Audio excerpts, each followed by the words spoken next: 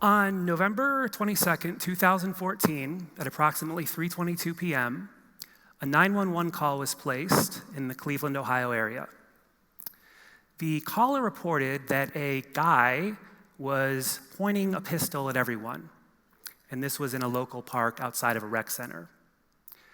Now, the guy also added that it was possible that this guy was a juvenile, and it was likely that the gun was a toy. In reality, the guy was 12-year-old Tamir Rice, and the gun was indeed a toy. Nevertheless, approximately 8 minutes later, police arrived on the scene. At this point, Tamir Rice was sitting alone on a picnic table bench underneath a gazebo.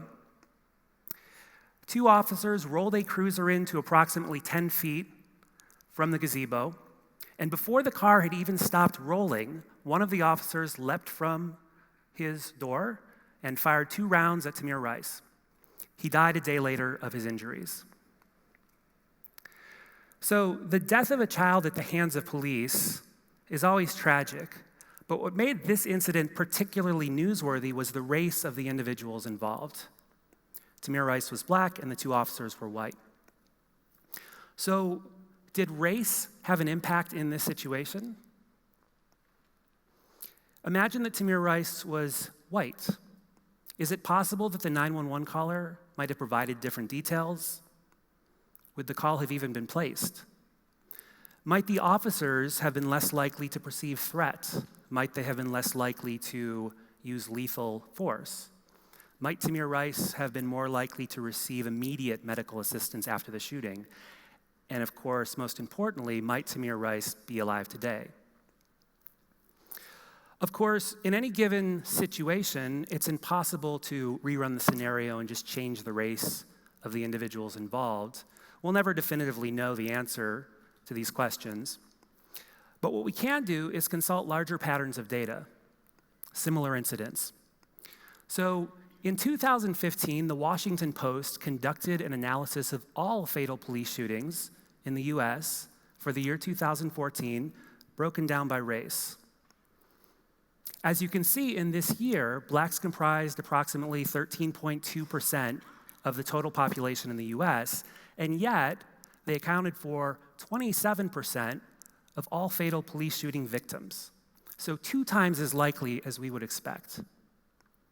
Tellingly, if we narrow the focus to fatal police shootings where the victim was unarmed, where perhaps there might be less provocation for the use of lethal force, now blacks account for approximately 41% of all victims. This is a pattern that's consistent with racial bias. And although it's a large-scale society pattern, these are all specific incidents, and let's not forget that Tamir Rice is included amongst this data set. So it would seem appropriate to at least pose the question for any given incident, did race have an impact?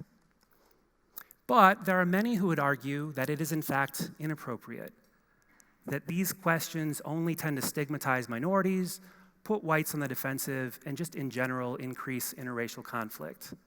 They might even refer to such questions as reverse racism. All of these sentiments are consistent with the concept of racial colorblindness. So what is racial colorblindness? In my own research, I have asked research participants to define and explain colorblindness in their own terms. And often, they will refer back to Dr. Martin Luther King's 1963 I Have a Dream speech, where he dreamt of a day when his children would be judged based on the content of their character and not the color of their skin. And if that's all that racial colorblindness were, it might not be a concept worthy of serious scrutiny. I mean, if it's merely the absence of negative stereotypes, prejudice, and discrimination, what's the big deal? But consider another example. In 2006, Ward Connerly, a black anti-affirmative action activist, was campaigning to outlaw race-based affirmative action in the state of Michigan. He was opposed to affirmative action on the basis of racial colorblindness. Embarrassingly for Ward Connerly, his ballot initiative received the public endorsement of the Ku Klux Klan, also opposed to race-based affirmative action. They did not, however, justify their opposition on the basis of racism or racial superiority. Instead, you guessed it, they invoked the concept of racial colorblindness. And this is Ward Connerly's attempt to try to control some of the damage that this caused to his efforts. So it's a bizarre ideology that would seem to unite the likes of Dr. Martin Luther King, Black anti-affirmative action activist, and the Ku Klux Klan. It would seem there's more to racial colorblindness than meets the eye. In my own work, I've sought to understand these seeming contradictions by proposing that there are multiple varieties, manifestations of racial colorblindness. Specifically, I've outlined 4 varieties, and I'm just going to try to briefly walk you through this model. The first 2 varieties are united by a presumption that we're living in a post-racial America, that racial inequalities are minimal, trivial, perhaps non-existent, that we're where we want to be. And here, there is both a low and a high prejudice variety. The low prejudice variety I call egalitarian colorblindness. So once again, we begin with this assumption that we have largely moved past race and racism as a society. And if it is also presumed that race has only ever caused harm, well, let's just get rid of race altogether. Things are good, let's keep them that way. We oppose racial categories, racial categorization. The high prejudiced variety, which I call protectionistic colorblindness, is a little bit different. Here, there's a defensive mindset. We have higher prejudice, and there is this fear, perhaps paranoia, that race is being used to either sway public opinion or to gain unearned advantages. This is what's typically referred to as the playing of the race card.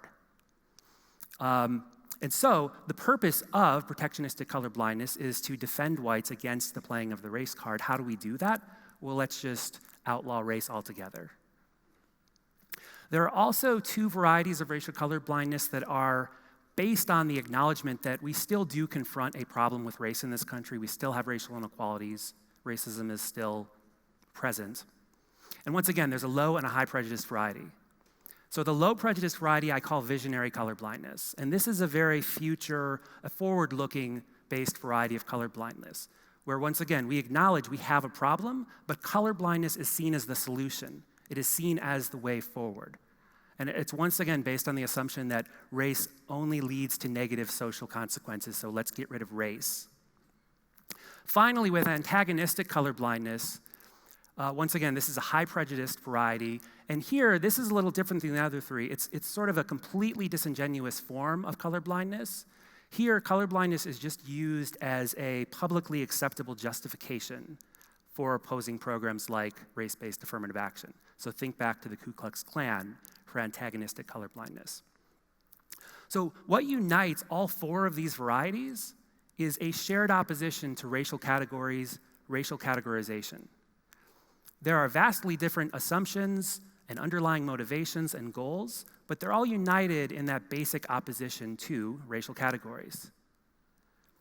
So the next question is, what are the implications of racial colorblindness? Is it a beneficial ideology? Is it harmful? Does the variety make a difference? So to get into that topic, I want to start with this distinction between Black Lives Matter and All Lives Matter.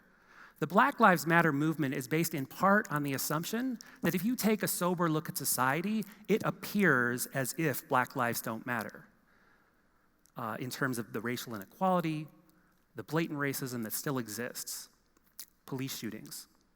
In contrast with the All Lives Matter movement, the presumption is, no, we all struggle. No one has a special claim to hardship or disadvantage. Relatively speaking, the playing field is balanced. So we can look to society-level data to examine that contradiction. So this is a list of black-white inequalities. It's a very short list. This could be pages and pages. This could be several TED Talks, just walking through all of the various racial inequalities that exist. what I want you to take away from this slide is how extreme and non-trivial these disparities are. They always point in the same direction. And this is to say nothing of subtle racism and structural racism and implicit bias. So again, that's a whole other TED Talk. So these data would seem to directly invalidate the assumption of two varieties of colorblindness, the egalitarian and the protectionistic, who assume we're living in a post-racial society. We are clearly not. That leaves visionary and antagonistic colorblindness. And we know antagonistic colorblindness is its own sort of thing. It's very disingenuous. But what about visionary colorblindness? Might colorblindness be the solution to these problems, these inequalities? Possibly. But social scientists have conducted approximately 35 years of research on this topic. And I'm going to briefly attempt to summarize this work in a couple different domains.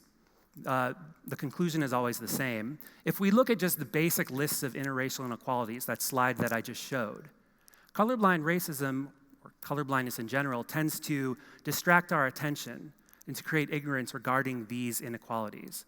So it's masking the problem that exists. If we look within specific domains such as education, early work in the mid-1980s by Janet Schofield looked at schools with colorblind policies where race was taboo. Racial categories were not allowed to be mentioned in school. And what she found from looking at these schools was that minority children who tended to struggle with certain collective disadvantages tended not to be accommodated because these disadvantages were ignored and overlooked. And as a consequence, these students often struggled relative to their white counterparts. It's the same case if we look at organizational settings, businesses, and so on, where minority employees often will struggle with certain collective disadvantages. And to the extent that a corporation, a business, has a colorblind policy, these disadvantages will be overlooked, and there won't be accommodations, and employee performance will tend to suffer. In the legal domain is beset by massive racial inequalities at every level. So colorblind policies not only mask those inequalities, but allow them to persist unchecked. They also mask the underlying mechanisms. Research has shown that interracial conversations where the white partner is using a colorblind conversational strategy, those conversations tend to be less friendly, less warm. And in many cases, while whites are focused on not saying anything racist, nonverbal prejudice increases. If we look in the domain of extreme minorities, such as Native Americans, work by Nicole Stevens and Stephanie Freiberg has shown that colorblindness tends to lead to an almost complete disappearing of minority representations throughout society. So in the media, in advertising, in entertainment, and so on. In social development, we know that it's very important for children to develop positive racial identities. So research by Enrique Neblet and colleagues has shown that minority children who are exposed to colorblind norms and values tend to develop less positive racial identities. It's harmful. Interestingly, white children who are exposed to colorblind norms tend to develop more positive white racial identities. And that's a clue that colorblind norms are not actually colorblind, that in fact they tend to represent white values and white culture. Finally, at the level of society, we know, think back to the KKK example, that racial colorblindness tends to create opposition to very important programs like race-based affirmative action, diversity initiatives, which are designed to move society forward. So at every level, colorblindness as an ideology and in practice fails. Are there any beneficial alternatives? So once again, social scientists have been studying the concept of multiculturalism over the last 15 or 20 so years. And one of the key assumptions of multiculturalism is that racial diversity need not elicit negative stereotyping and prejudice and discrimination, but instead can lead to tolerance and embracing and understanding. And not just understanding of disadvantages and collective hardships, but also of the unique positive contributions that all different racial and ethnic groups make to society.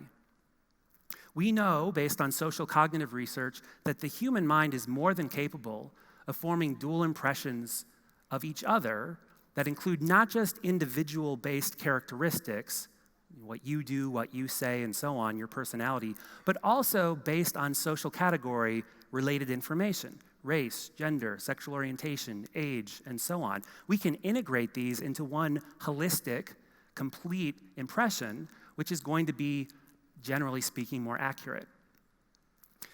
Is multiculturalism beneficial? Most of the research over the last 10 or 15 years shows that it is. It allows us to sidestep many of the pitfalls associated with racial colorblindness. In fact, in many of these studies of racial colorblindness demonstrating the harms that I discussed earlier, multiculturalism was the control condition against which racial colorblindness performed so poorly.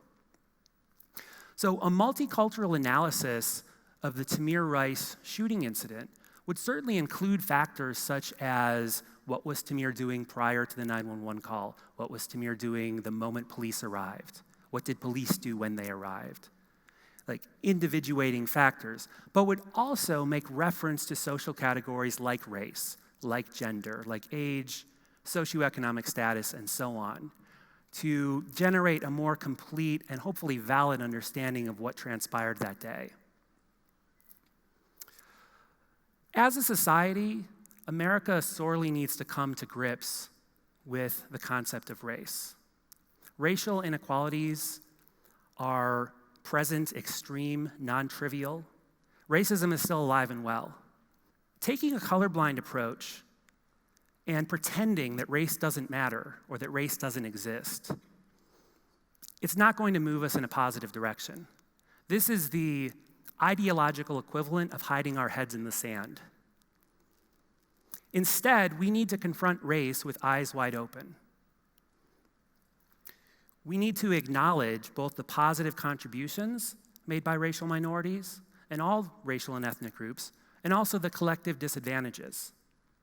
We need to have difficult conversations, but these conversations need not elicit reactance and fear, negativity and conflict, but instead tolerance and understanding and empathy.